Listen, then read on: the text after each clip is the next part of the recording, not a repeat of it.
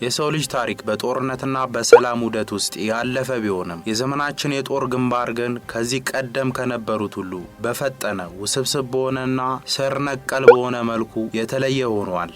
ቀደም ሲል ጦርነት በአካል መገኘትን፣ ግዙፍ የጦር መሳሪያዎችን ማሰለፍና በሰው ኃይል ብዛት ላይ የተመሰረተ የአካላዊ ግጭት የበላይነትን የሚጠይቅ ነበር።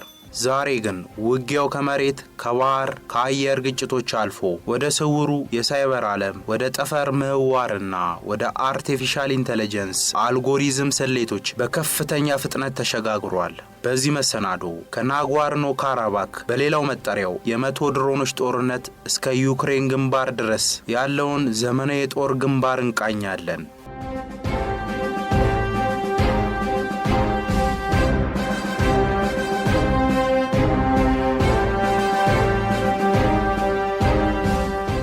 የድሮኖች እውነተኛ አቅም የታየው እንደ አውሮፓውያን አቆጣጠር በ2020 በናጎርኖ ካራባክ ግጭት ወቅት ነበር። አዘርባይጃን የቱርክን ባይራክታር ቲቢ2 እንዲሁም የእስራኤልን ሃሮፕ ሉተሪንግ ሞንሽንስ በመጠቀም የአርሜኒያን ዘመናዊ ታንኮችና የአየር መከላከያ ስርዓቶችን ልክ እንደ አሻንጉሊት ሲያወድሙ ዓለም በግርምት ተመልክቷል። ይህ ውጊያ ታንክ ለጦርነት አስፈላጊ ነውን የሚል ጥያቄ እንዲነሳ አድርጓል። ባይራክታር ድሮኖች ከመካከለኛ ከፍታ ላይ ሆነው ለቀናት በመቆየት የአርሜኒያን ኤስ-300 የመሳሰሉ ግዙፍ የአየር መከላከያ መሳሪያዎችን በማደንና በማጥፋት የሰማዩን የበላይነት ለአዘርባይጃን አስረክበዋል።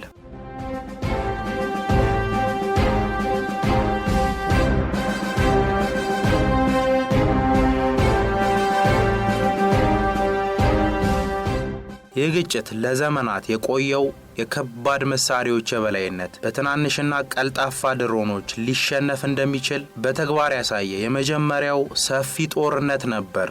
አርሜኒያውያን ወታደሮች በምሽጋቸው ውስጥ ሆነው ከሰማይ የሚመጣውን ገዳይ ድምጽ እየሰሙ ምንም ማድረግ የማይችሉበት ሁኔታ ተፈጠረ። የቴክኖሎጂ የበላይነት የሌለው ጦር ምን ያህል ተገላጭ እንደሆነ አሳይቷል።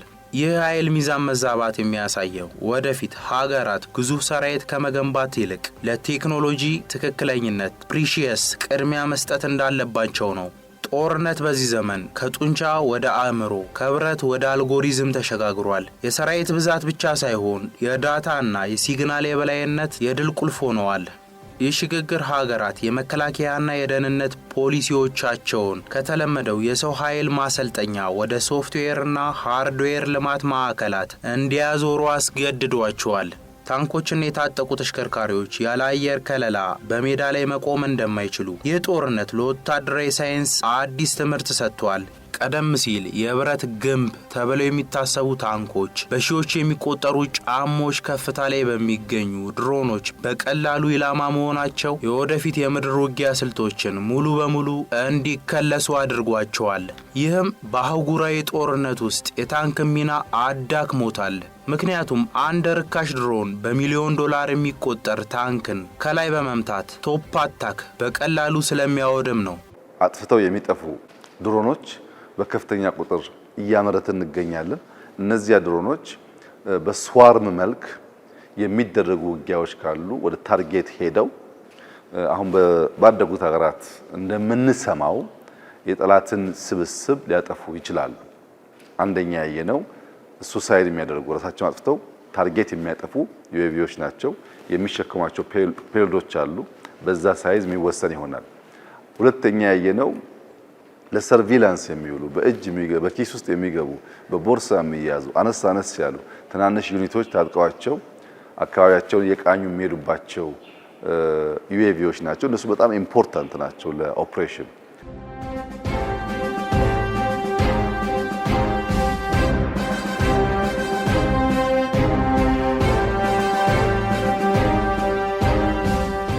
የታንክ ትልቁ ጠላት አሁን ሌላ ታንክ ሳይሆን በሺዎች የሚቆጠሩ ጫሞች ከፍታ ላይ ሆኖ በሚመለከተው የድሮን ካሜራ ጀርባ ያለው ኦፕሬተር ነው። ይህ ሁኔታ የታንክን የውጊያ ስልት ጭምር እንዲቀየር እያደረገ ነው። በአሁኑ ወቅት በዓለም ላይ ታንኮች ከላይ የሚመጣን ጥቃት ለመከላከል የረት ቀፎ የሚመስሉ የብረት መረቦች ኮፕ ኬጅ ይገጠምላቸዋል። ነገር ግን የመከላከያ የድሮኖችን ፍጥነትና ቅልጥፍና ሁል ጊዜ መቋቋም አይችልም።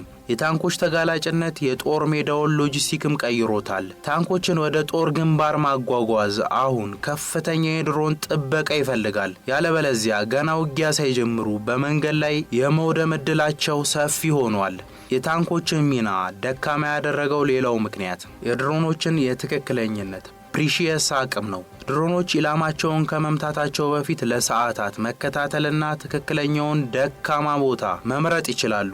ይህ ማለት ታላላቅ አገራት ለዘመናት የገነቡት የምድር ጦር ኃይል መዋቅር በአንዲት ትንሽ ድሮን ምክንያት ዋጋ ሊያጣ ይችላል ማለት ነው። የአንድ ታንክ ዋጋ በመቶዎች የሚቆጠሩ ድሮኖችን ሊሰራ የሚችል በመሆኑ ጦርነት የቁጥርና የዋጋ ፉክክር አዝግሟል። ለምሳሌ አንድ የምዕራባውያን ዘመናዊ አብራም ወይም ሊዮፓርድ ታንክ እስከ $10 ሚሊዮን ሊያወጣ ይችላል። ነገር ግን በገበያ ላይ በሚገኙና $500,000 በማይሞሉ የኤፍፒቪ ድሮን ሊወድም ይችላል። ይህ የምጣኔ ሀብት እውነታ የወታደራዊ ስትራቴጂዎችን እንቅልፍ እየነሳ ይገኛል።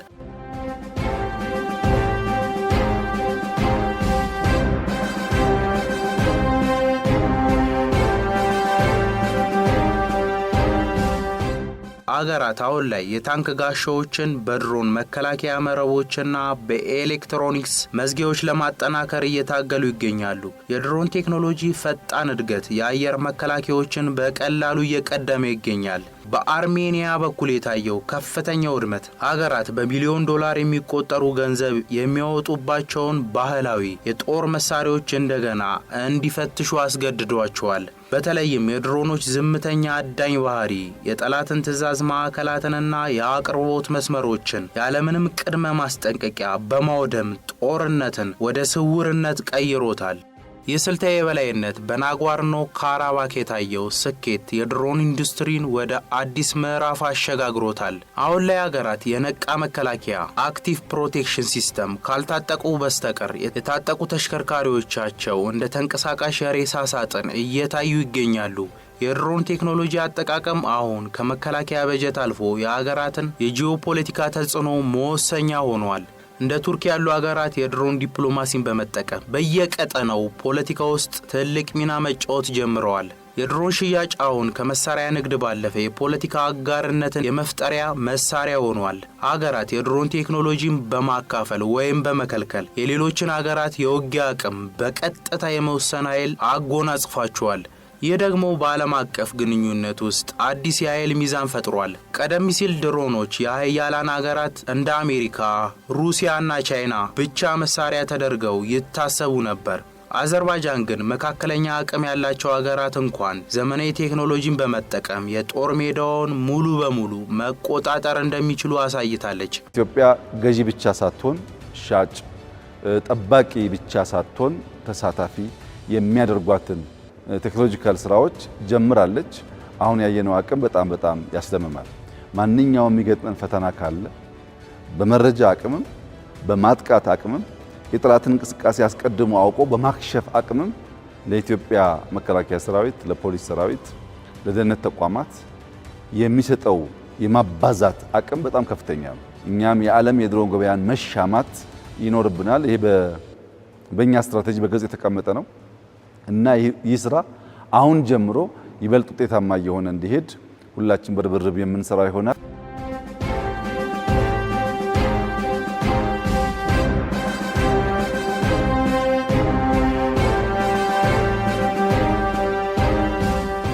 ይህም የሀገራትን የመከላከያ በጀት ከከባድ መሳሪያዎች ግዢ ወደ ቴክኖሎጂና ሶፍትዌር ልማት እንዲያዘነብል አድርጓል። የአርሜኒያ ታንኮች ያለምንም ተከላካይ በድሮን ሲጋዩ የሚያሳዩ ምስሎች በዓለም ዙሪያ በሚገኙ ወታደራዊ አካዳሚዎች እንደ ትምህርት መወሰድ ጀምረዋል። አገራት አሁን የድሮን መከላከያ ስርዓቶችን አንቲ ድሮን ሲስተምስ ለመገንባት በሚሊዮኖች የሚቆጠር ዶላር እያፈሰሱ ይገኛሉ። ይህም የወታደራዊ መዋቅሮችን ከአካላዊ ጥንካሬ ወደ ዲጂታል ቅልጥፍና እያሸጋገራቸው ነው። በዩክሬን ጦርነት ደግሞ ድሮኖች ይበልጥ ረቀውና ለተራው ወታደር ተደራሽ ሆነው ቀርበዋል። እዚህ ጋር የድሮን ዲሞክራታይዜሽን የታየበት አውድ ነው። በቀላል የንግድ ድሮኖች ወታደሮች በገዛ እጃቸው ቦምብ እንዲጥሉ በማስተካከል የጠላታቸውን ምሽግ በቅርብ ርቀት ሲያጠቁ ተስተውለዋል። በተለይ ደግሞ ፈጣን የኤፍፒቪ ፈርስት ፐርሰን ቪው ድሮኖች መምጣት የጦርነትን መልክ ሙሉ በሙሉ ቀይሮታል። አንድ ወታደር የቪዲዮ መነጽር በማድረግ ድሮንን ልክ ራሱ ክንፍ እንዳለ ሆኖ እየመራ የታንክን ደካማ ጎን ፈልጎ ራሱን በማፈንዳት ያጠፋል። ይህ አዲስ የውጊያ ስልት ጦርነትን ከርቀት ቁጥጥር ወደ ቀጥታ ስሜታዊ ግንኙነት ቀይሮታል። ኦፕሬተሩ የጠላቱን ፊት እያየ የመግደል አቅም አለው። ይህም በወታደሮች ላይ አዲስ አይነት ስነ ልቦናዊ ተጽዕኖ ይፈጥራል። በተጨማሪም በዩክሬን ጦርነት ውስጥ ድሮኖች ለስለላ ብቻ ሳይሆን ለፕሮፓጋንዳ ውጊያም በሰፊው ጥቅም ላይ እየዋሉ ይገኛሉ።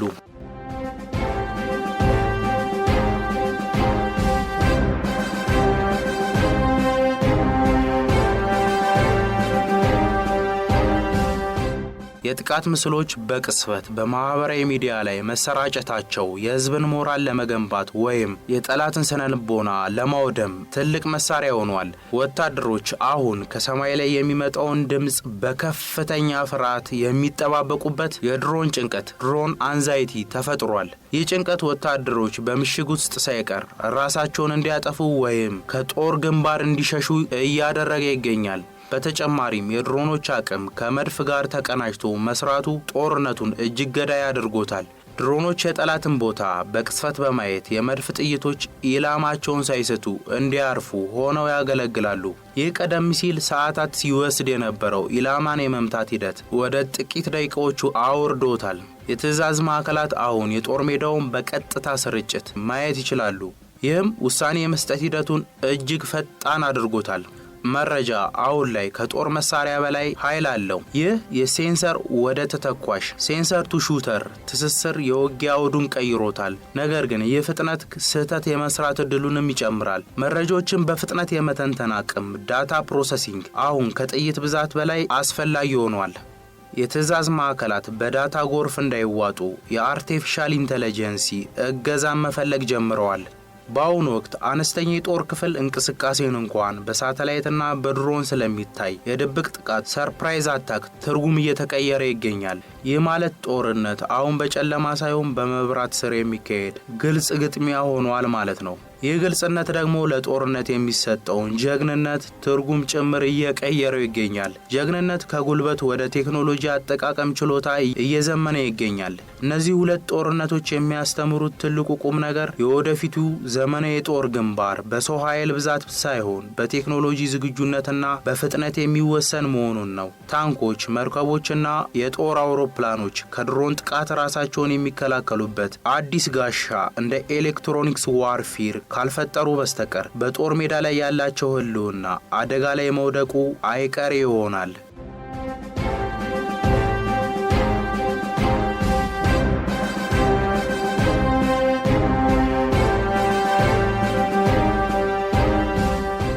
ጦርነት አሁን የማሽኖችና የአልጎሪዝም ውድድር ወደ መሆን ተሸጋግሯል።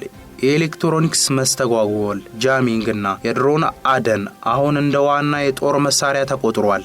የኤሌክትሮኒክስ ሽግግር ሀገራት የአየር ክልላቸውን ብቻ ሳይሆን የሬዲዮ ሞገዳቸውን ጭምር እንዲጠብቁ ያስገድዳቸዋል። የኤሌክትሮኒክስ የበላይነት የሌለው ጦር በአሁኑ ዘመን እንደ ዕውር ነው የሚቆጠረው። ምክንያቱም መገናኘትና ማየት የማይችል ጦር መዋጋት አይችልም። የቴክኖሎጂ የበላይነት የሌለው ወገን በዘመናዊ ጦርነት ውስጥ የመሳተፍ እድሉ ወደ ዜሮ እየተጠጋ ነው። ጦርነት በዚህ ዘመን በሰዎች ደም ሳይሆን በባትሪና በኤሌክትሮኒክስ የሚመራ ቀዝቃዛ ሞት እየሆነ ይገኛል። ኢትዮጵያ እያንሰራራች እንደሆነ ኢትዮጵያ አስተማማኝ አቅም ላይ እንዳለች ያመለክታል። እነዚህን አቅሞች የምናጎለብተው ለመዋጋት አይደለም፣ ውጊያን ለማስቀረት ነው። ትናንሽ አቅም ይዘው ለሚሳቱ ኃይሎች ብዙ ጊዜ እንዲያስቡ ለማስቻል ውጊያን ለማስቀረት ዲተር ለማድረግ ከፍተኛ አቅም ስላለው ነው። ያ ግን ሳይሆን ቀርቶ ደግሞ ቢያጋጥም ባጠረ ጊዜ ውስጥ ለማሳጠር የሚያግዙ አቅሞች ናቸው። እንደ ትናንትናው አንለምንም፣ እኛን የምናመርተው እንደ ትናንትናው አንገዛም፣ እዚሁ ነው የምናመርተው። እንደ ትናንትናው በቁጥር አንያዝም፣ ማባዛት እንችላለን እና በቂ ሰው አለን፣ ቴክኖሎጂ አለን። ሀገራችን ለመጠበቅ የሚያስችል ከፍተኛ ብቃት ያለን መሆኑን የሚያረጋግጥ ነው። ምንም ጥርጥር የለውም። በ2030 ለበርካታ ሀገራት አውሮፕላኖች ዩኤቪዎች እናቀርባለን። ለኛም ለሀገር ውስጥ ፍላጎት በርከት ያለውን እንደምናሟላ ተስፋ ይደረጋል።